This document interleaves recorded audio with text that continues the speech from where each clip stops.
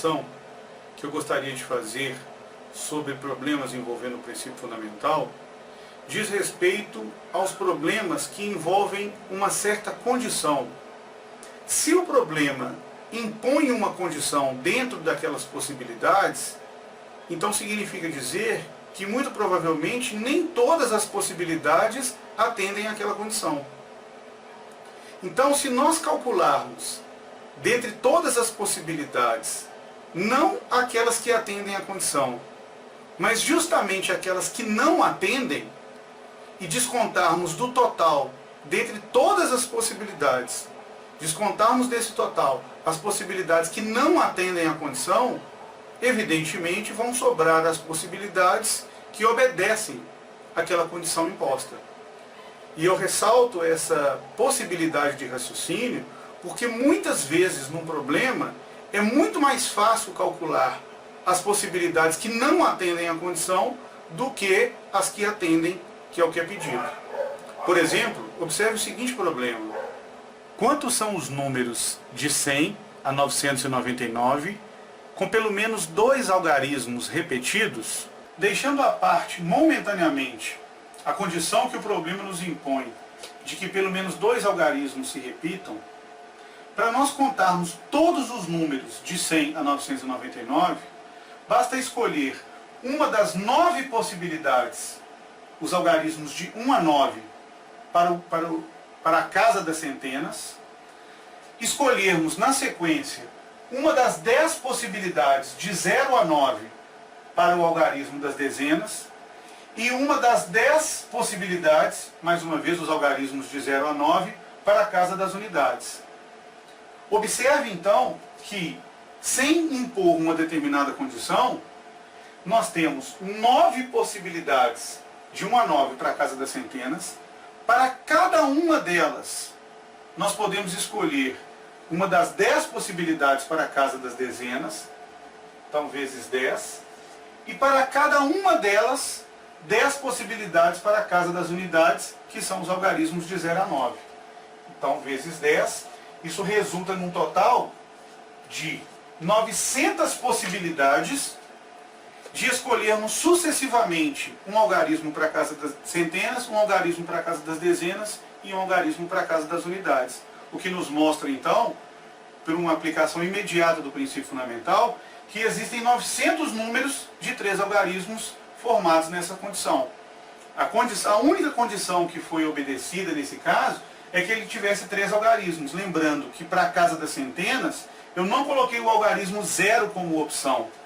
Porque, por exemplo, o número 0,35 não é um número de 3 algarismos. 0,35 é um número 35 de 2 algarismos.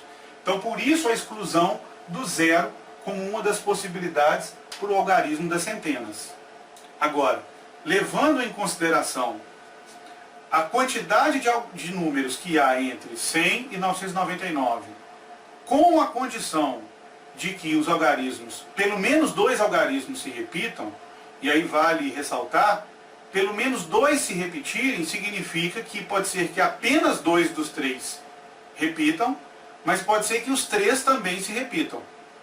Eu vou dividir então, para determinar essa quantidade, o nosso problema em 4 casos. Eu vou colocar a condição nos 3 primeiros casos, onde 2 casas se repetem, apenas 2, e a quarta condição, o quarto caso, é onde todos os algarismos são iguais. Então, no primeiro caso, eu estou colocando aqui até um arco para representar quais são os algarismos iguais. No primeiro caso, eu estou colocando a condição do algarismo da casa das centenas ser igual ao algarismo da casa das unidades, mas estes serem diferentes do algarismo das dezenas. No segundo caso, são iguais os algarismos das casas das centenas e das dezenas, diferente da casa da unidade. No terceiro caso, é o mesmo algarismo para dezena e unidade, e um algarismo diferente para a casa da centena. E como eu já havia dito, no quarto caso, as 3 casas têm o mesmo algarismo. E aí eu tenho todas as situações onde pelo menos 2 algarismos se repetem. Bom, no primeiro caso, Fazendo a escolha para o algarismo das centenas, eu posso escolher qualquer número de 1 a 9. Lembra que o zero deve ser descartado, porque senão o número não vai ter 3 algarismos. Então, de 1 a 9, há 9 possibilidades.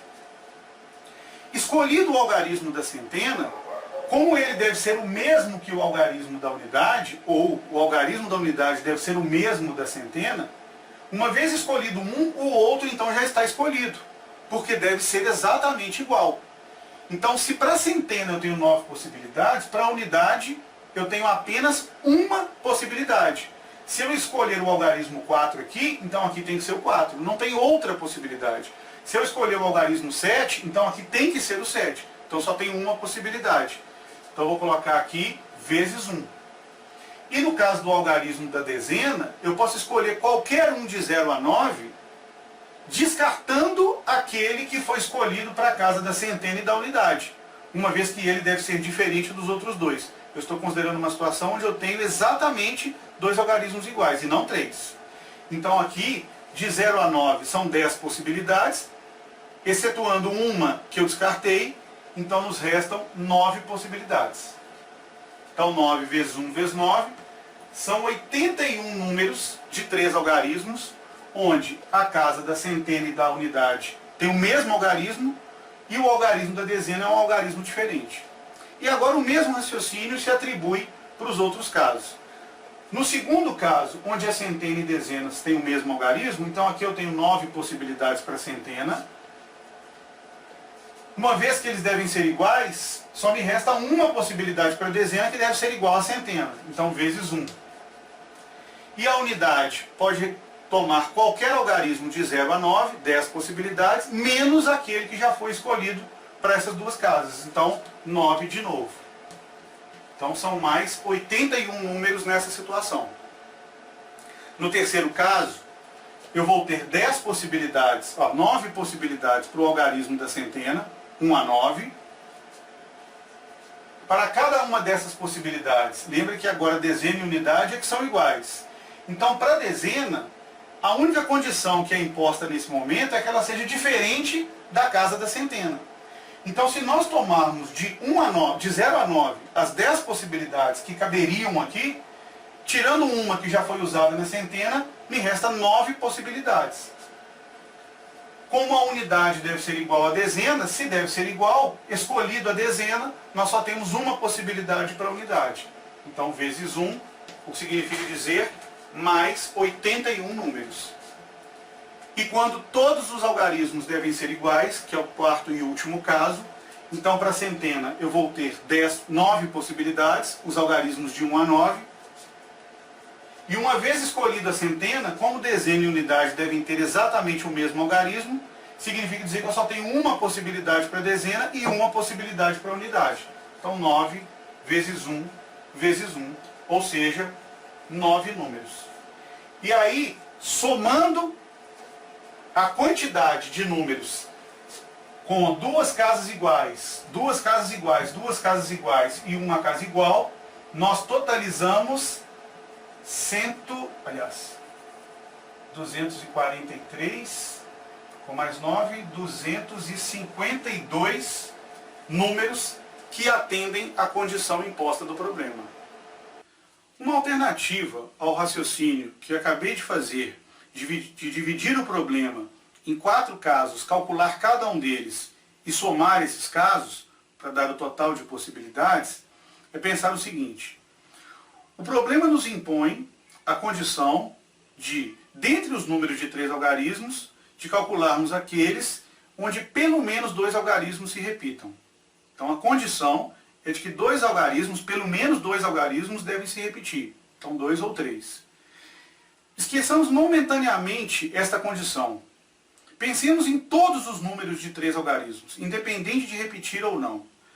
Então os números de 3 algarismos, pelo princípio fundamental da contagem, são 9 possibilidades para a casa das centenas, para cada uma delas 10 possibilidades para a casa das dezenas, e para cada uma delas 10 possibilidades para a casa das unidades, resultando num total de 900 números.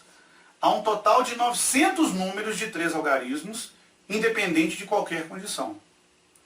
Dentre esses 900, o problema nos questiona sobre a quantidade daqueles que obedecem à condição de que pelo menos 2 algarismos se repitam. Ora, nós sabemos que nem todos dentre os 900 atendem essa condição. Alguns atendem, outros não. Então pensemos naqueles números que não atendem à condição de pelo menos 2 algarismos se repetirem.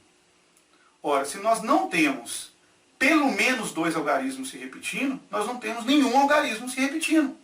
Ou seja, nós estamos falando sobre os números de 3 algarismos, onde cada um deles é diferente dos demais. Os 3 algarismos são distintos entre si. Então a pergunta passa a ser: quantos são os números de 3 algarismos distintos?